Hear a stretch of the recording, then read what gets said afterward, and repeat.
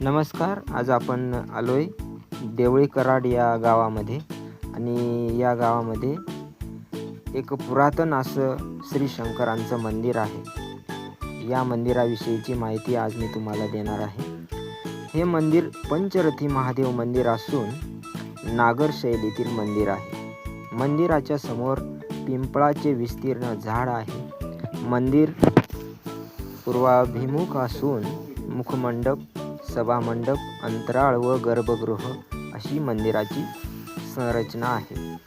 मंदिराला एकूण 3 दरवाजे आहेत. मंदिराच्या गर्भगृहात 3-4 पायऱ्या उतरून जावे लागते. गर्भगृहाच्या मध्यभागी भगवान शिवाची मूर्ती आहे. गर्भगृहात पूर्वी विहिरीसारखा खोल खड्डा होता, जो नंतर भरण्यात आला आणि त्याच्यावर शिवलिंगाची स्थापना करण्यात आली.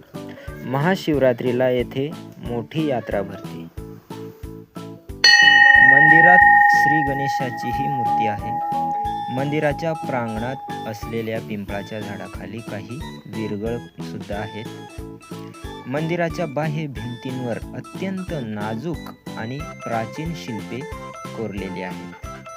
तर या मंदिराला तुम्ही अवश्य भेट द्या आणि मंदिराविषयी तुम्हाला काही माहिती असेल तर कमेंटमध्ये अवश्य सांगा.